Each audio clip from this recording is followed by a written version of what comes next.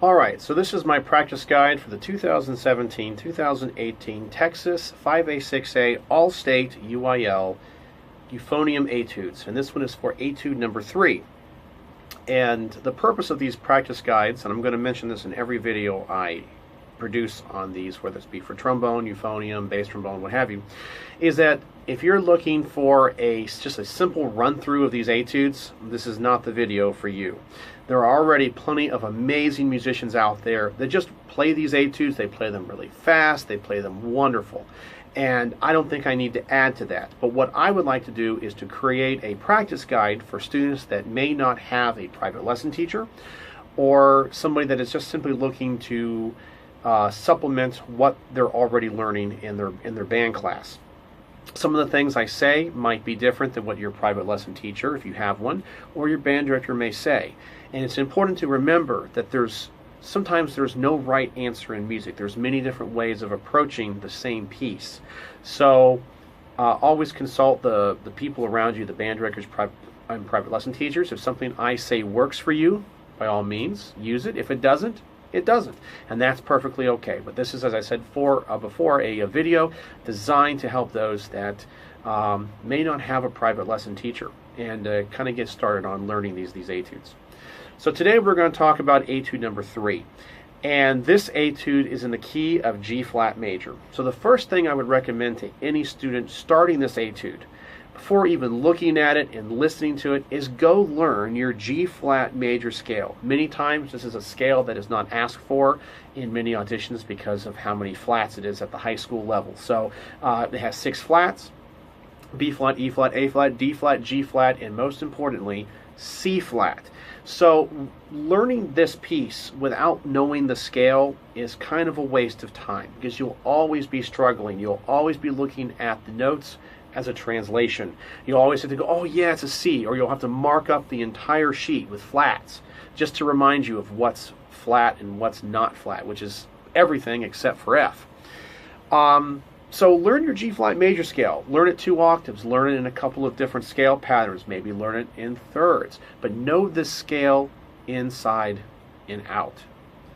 All right, so with that said, let's go ahead and talk about the individual sections of this piece, which I play for you guys. And I also talk about how I approach it and things to look out for. So let's begin. Alright, so I divide this piece up into 4 sections, and I don't do it evenly.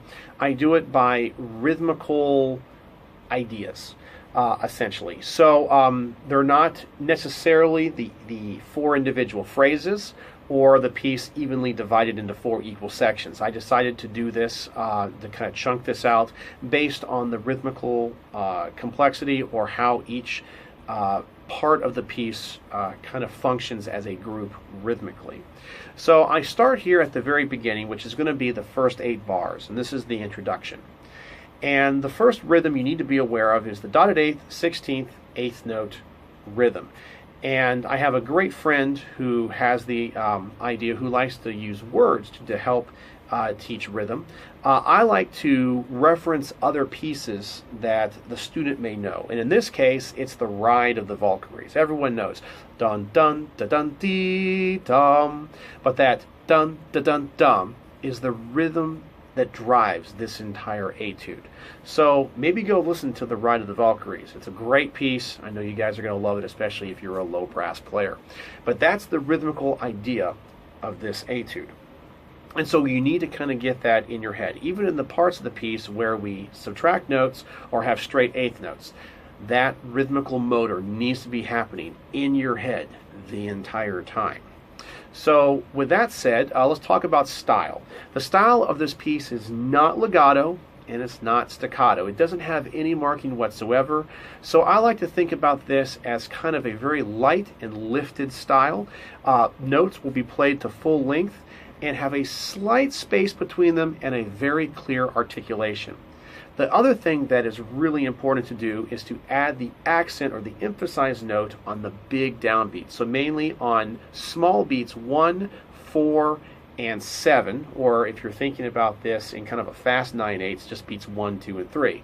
So for example, the first note, the fourth note, and the 7th note. dun, da dun, ding, da dun, dun, ding, dun, just so your audience knows precisely where that beat is, and it's not just a big string of notes.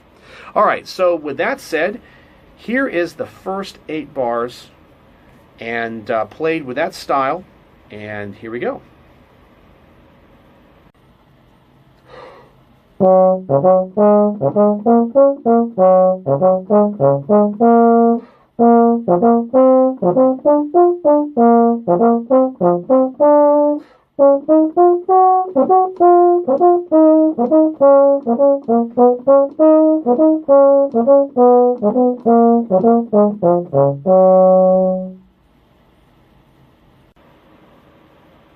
Alright, so the next section of the piece I want to talk about is the shortest. It's measure 9 through measure 14. It's not quite an 8-bar phrase, but the reason I chunk it out this way is that it utilizes the same rhythmical kind of motive throughout these bars, and it's the only bars that really use it. And essentially, it's the original bum, da dun da, the dotted 8th, 16th, 8th note feel, but we leave out the first note.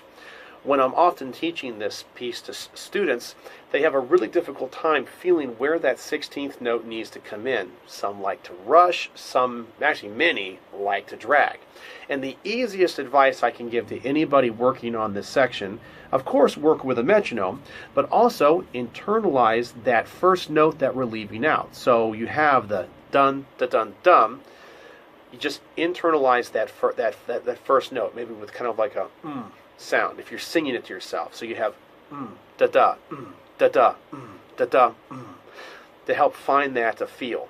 It does make sense after you've played it a little bit. Then, of course, you don't want to make any type of vocalization when playing it, and hopefully you can internalize that to get that feeling of da da, da da, which is what makes this section kind of difficult. So also, be very aware of the dynamic contrast in here. We started off the piece in mezzo forte.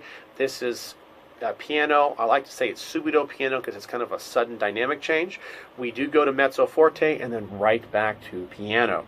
So with all that said, here's that second cut.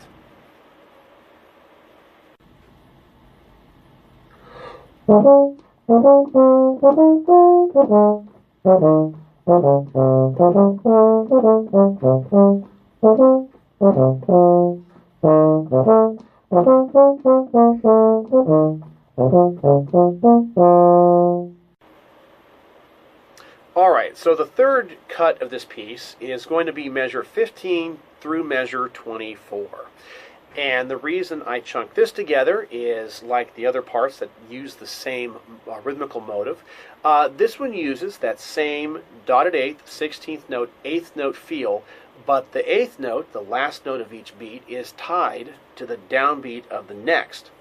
And kind of like before, we have to watch where we place the 16th note.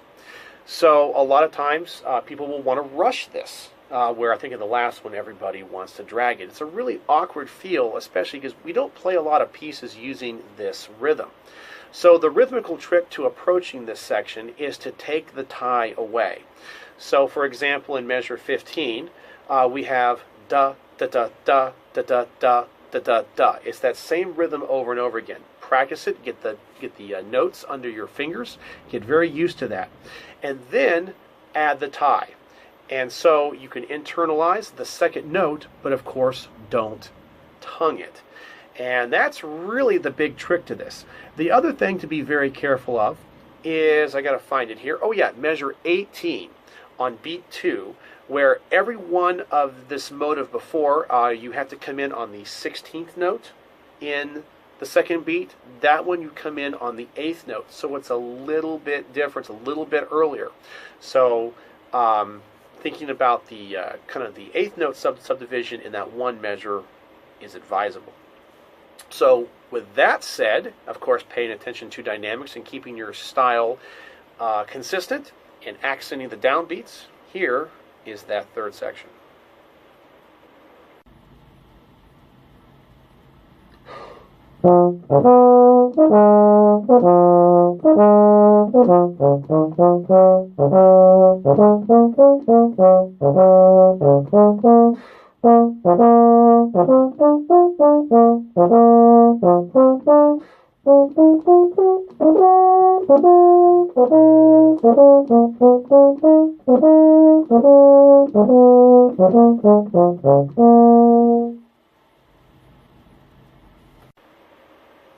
All right, so for the last section we have is measure 25 to the end, which is measure 32.